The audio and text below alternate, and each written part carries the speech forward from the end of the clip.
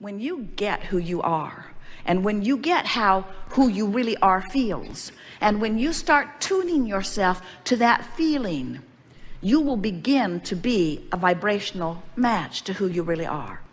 And do you know, when you're tuned in, tapped in, turned on, when you are offering the vibration that comes from the core of your being, your power of influence is so huge that others who are watching you are amazed at the confidence and power with which you move through life. When you are a vibrational match to who you are, law of attraction brings to you, surrounds you with, lines up for you a steady stream of powerful, joyful opportunities and openings that just lead you segment by segment toward an ever-evolving, always unfolding, joyful life experience. It's not about knowing what you don't want so you know what you do want, and then you have to figure out how to get over there to what you do want.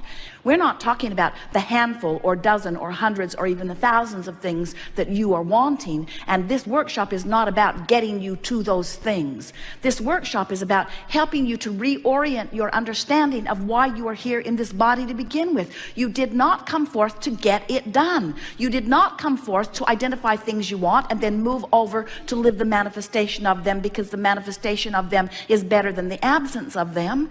You came forth in order to identify what you want so that you could move in the direction of what you want, so that you can enjoy the stream of life that is constant and eternal. You want to be in the flow of who you are, not bucking the current. Law of attraction and its response to this powerful you that you have become creates a current that feels to you like a river or stream that is always moving in the direction of that which life has caused you to become. And when you let yourself go with that flow, you feel those emotions that you describe as positive emotions. But when you're turned upstream in opposition to that current, you feel it in your body. You feel it in every fiber of your being. You feel it because you are not letting yourself be who you are. And that contradiction in energy tears you apart. It makes you miserable. It messes up your body. It ruins your life to some degree. It keeps you from being who you are. Now, when you croak, of course, that all ends, because when you croak, we love that disrespectful word. Since there is no death, we try to be as disrespectful of it as we, of your idea of it, as we can. When you have what you call your death experience, your croaking experience, you stop beating the drum of all of the things that you've been worrying about in your physical form, and the vibration of who you are becomes dominant, and in one fell swoop, you become the being that all that you have lived has caused you to become. But we are wanting to submit to you that you do not have to croak to have that happen. You can stay right here in this physical body, and you can moment to moment, day by day, by caring about how you feel, tune yourself to the vibration of the center of your being. And as you tune yourself to who you really are, then you will begin to understand how good life feels and how good life is supposed to feel for you. It is supposed to feel good. We want you to understand the power of this river and the fact that it's not Disneyland, and we cannot turn this river off. You set your river in motion long before you got forth into this physical body. And this river has been moving very fast since you've been in this physical body. And every time you know what you don't want, you make the river go a little faster by offering the rocket of desire about what you're wanting. The reason the river moves faster and faster and faster is because every time you identify at any level of your being a preference or a desire how life would be better for you, the non-physical part of you embraces that thought so completely and holds it so unequivocally and becomes the vibrational offering of it so completely. And then as the powerful law of attraction responds to that ever increasing, amassing vibration that you are setting forth, there is a powerful sucking feeling that is drawing you toward it. Are you getting a sense of this? We're trying to get you to understand how fast this river is moving and how important it is that you let yourself go with it. When you let yourself move in the direction of who you've become, you feel the ease of going with that flow. And when you turn in opposition to it, you feel the dis-ease of not allowing yourself to go with the flow. And every emotion you feel is about simply that. Whatever you're living, whether it is about your body or whether it is about your relationship or whether it is about your money, no matter what it is about, Whatever you're living is only a temporary, in the moment indicator of your temporary, in the moment vibrational offering. That's all it is. The only problem is you don't know that your vibrational offering is temporary because you've been speaking those words for so long, they're stuck in your vibrational craw. You've been telling the same story for so long, you don't know any new stories. Somehow you got convinced that you should tell it like it is. Now let's play that over, what we were just saying. Tell it like it is. Your mother says, tell me the truth of what is. So you say, I don't have enough money, I don't have enough money, I don't have enough money, I hate you, I hate you, I hate you, I hate you, I don't like what you're doing, I don't like what you're doing with my money, I don't like what you're doing with my government, I don't like what you're doing. We're making a point here, and we know it's getting annoying to you, but we want you to understand that you got to tell a different story. Did we make a point with you about these 2 points of vibrational offerings that are going on? There's the larger you, and then there's the physical you. Do you get that? Do you believe it? Do you understand that you are this source energy being? So listen to the difference in the drums that are being beat. I don't have enough money, I don't have enough money, I don't have enough money, I don't have enough money, I've never had enough money.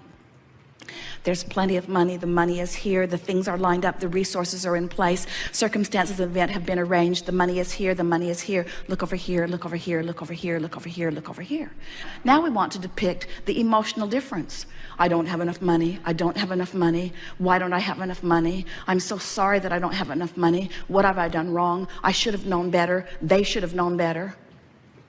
There's plenty of money, nothing has gone wrong, everything that you want is lined up for you. Whenever you're ready, it's right here for you. There's nothing you need to do. You've done all the work. All you need to do is relax and allow what you want to flow into your experience.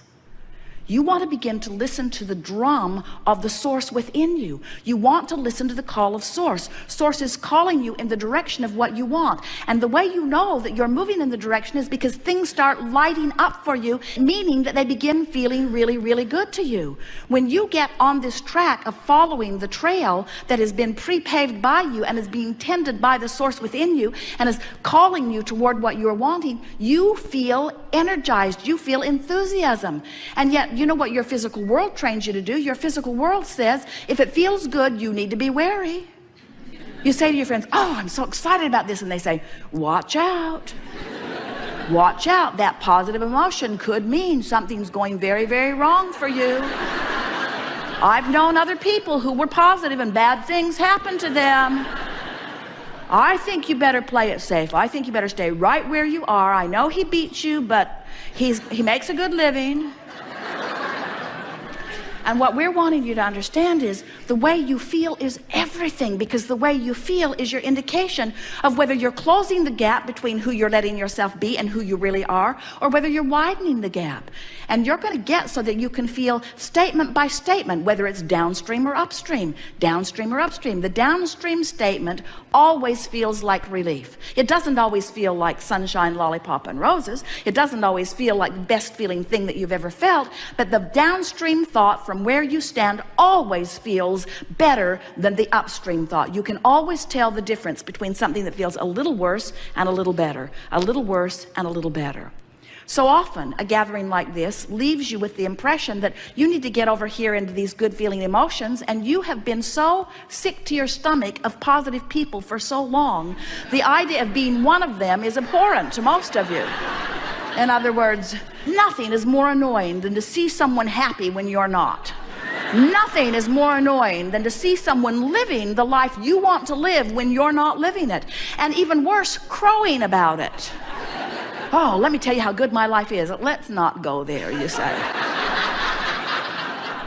What we want you to realize is we don't want you to compare yourself with anybody else. We just want you to have an awareness, a comparative awareness of whether this thought that you're thinking right now is upstream or downstream. And you know why? Because this thought that you're thinking right now is your point of attraction. This is the thought that you're thinking right now that your life is becoming the indicator of. But there's this one little thing that we need to tell you. You probably already know it. There's a buffer of time between you offering a vibration and it manifesting. More than 99% of every creation is completed by you vibrationally before the evidence begins to show. So you can be turned in the downstream direction for a while before you begin to see the evidence of it. And that's what makes you not know. You want instant manifestation. Can you imagine Jerry and Esther on the river with their guide, telling him, oh, we like instant manifestation, so we don't want to take all the time to ride down the river. Put our boat back on the bus. Let's drive down the canyon, be a lot faster. Put it in a few hundred yards from where we're going to take it out. We'll just be done with this. And he would say, I thought you wanted to ride on the river. And that's what we want you to understand. You want this ride on the river. You want to discern contrast. Oh, you think that if you had the choice, and you did, but you think that if you'd had the choice from this physical experience, and good thing you didn't, you'd think that if you had the choice, and you did, that if you came forth into this physical experience, that your nest would be so feathered that it would be full of all of the things you want, and there would be nothing in your environment that would even get your attention a little bit that would make you feel bad. Many of you as parents try to do that for your children, and you deprive them temporarily of the contrast that they came to live. You said, I'll go forth into the contrast, and from it I will be able to discern what I prefer, and that will be a wonderful thing, because when I know what I prefer, I'll hold it in my vibrational countenance, and then the law of attraction will bring it to me, and then I'll have a new platform from which to prefer, and I'll hold it in my vibrational countenance, and the law of attraction will bring it to me. So from this buffet of life, I will extract from it the things that I most prefer, and out of it I will carve out the perfect life for me from my personal perspective. But instead, you got here, and there were so many other dysfunctional people around you who had already lost sight of their own guidance system, who said to you, most of you, I am a very conditional lover and liver of life, which means good conditions make me feel good, but bad conditions make me feel bad. So these are the rules for the good conditions that I need to extract from you. And since you're in my life, I'll be looking at you quite a lot. Since I am your employer, or since I am your mother, or since I am your father, or since I am your teacher, I have been assigned the task of looking at you. And when I look at you, I want to feel good, which means you need to perform in ways that make me feel good. I don't want you to be selfish.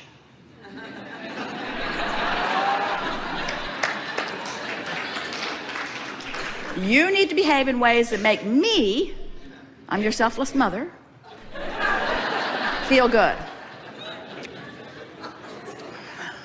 And if I see any of those things that make me feel bad, you will be in such trouble. Which was all right if there could only have been one of them, and they were always in agreement with themselves, but they are so fickle, and there are so many of them, and they want different things from you, and you just can't stand on your head in enough different ways to make them happy.